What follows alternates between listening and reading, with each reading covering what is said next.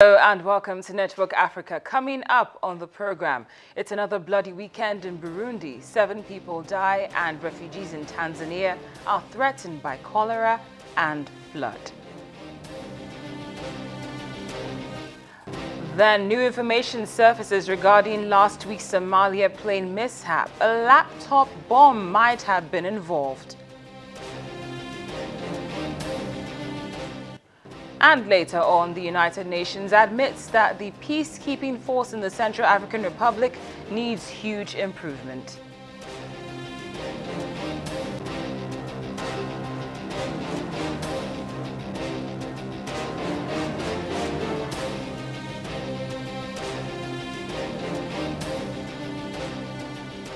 Hello again, we're thrilled to have you join us on Network Africa live on Channels Television with me, C.A.R. We hope you had a splendid weekend. If you did not, don't worry, things might just play out a lot better this week. Just before we bring you the latest on the worsening situation in Burundi, here's a quick look at the top 3 stories which made headlines this past weekend. The migrant crisis lingers, but what made headlines this weekend wasn't another shipwreck, but the alleged act of one of the migrants. A Sudanese migrant in Israel stabbed and wounded a soldier on Sunday, February the 7th, in an apparent act of solidarity with Palestinians and was shot dead.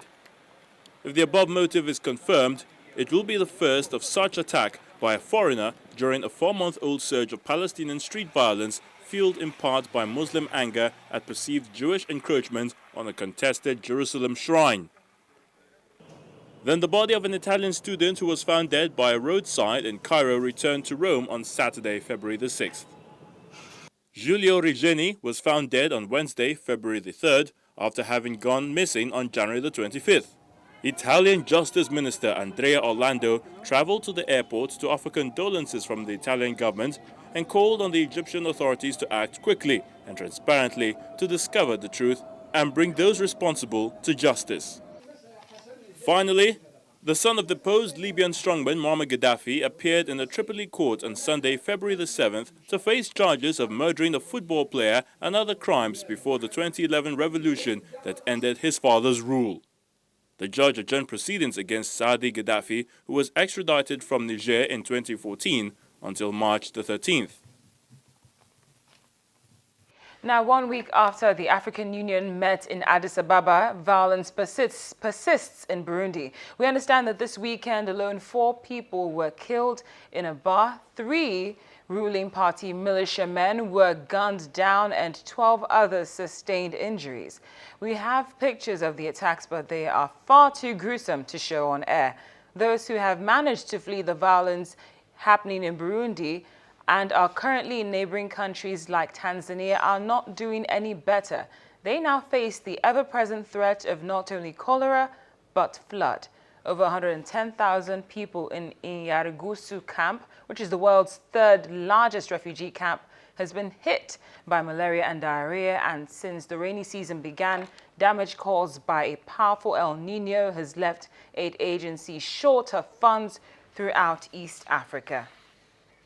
Here are highlights from Burundi so far based on what happened this weekend as well as today. 4 killed in the grenade attack. The 3 ruling party militiamen have been killed as well. Floods and cholera threaten refugees, and President Pierre Nkurunziza still refuses to dialogue. For more happening in Burundi, we go live to the capital, Bujumbura, where media consultant and university lecturer Mr. Jean-Regis Nduimana is standing by. Mr. Nduimana, thank you very much for joining us on Network Africa. Thank you for having me. Can you fill us in on what's happened since the last time we spoke? Since last time we spoke, everyone could agree here in Bujumbura, the capital city of Burundi, that the violence escalated last 3 days. For the first time, there were an attack directed to Imbonerakure militias, Imbonerakure militiamen from the ruling party wing, youth wing. So they were attacked. And 1 day before, that is on Thursday, military officers were killed in Chibitoke neighborhood.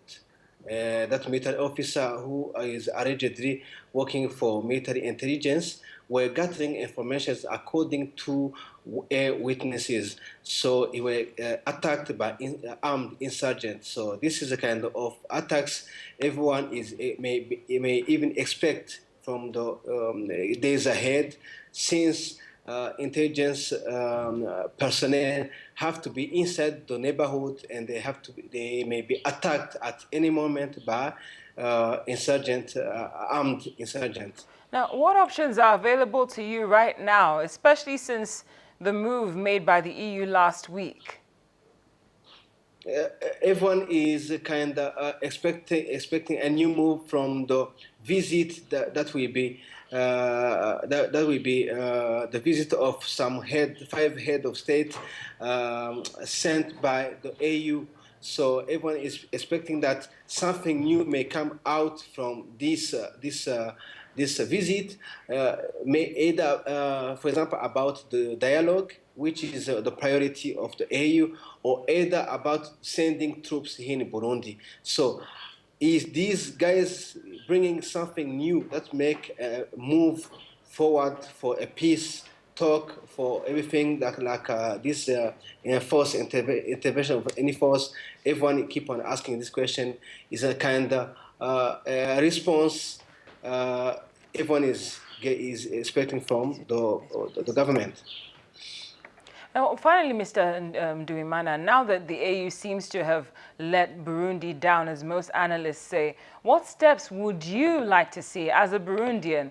What steps would you like to see the international community take in order to salvage this situation? The steps would be, the ideal one should be a negotiation table. Nkurunziza is there and the opposition is there, an inclusive one. That was the ideal one, and they came up with any solution, like what happened in the past when we came up with an Arusha agreement. So if this is not an option, the other thing it will be to protect the people. Mm-hmm. That is the UN and the AU has to come up with an international force in Burundi to protect people. Otherwise, everyone will experience another Rwanda in Africa. Well, Mr. Nduimana, thank you so much for joining us on the program. We appreciate your time. Please take care of yourself. Thank you. Now, just before we go on a break, we understand that CCTV video footage shows two men handing what appears to be a laptop to a suspected bomber before he boarded a passenger airline on which a bomb exploded in Somalia last week. At least one of the men delivering the laptop was an employee of the main airport in Somalia's capital, Mogadishu, and it's believed the laptop-like device contained the bomb which caused the explosion on board the Dalo Airlines flight. Still to come on Network Africa.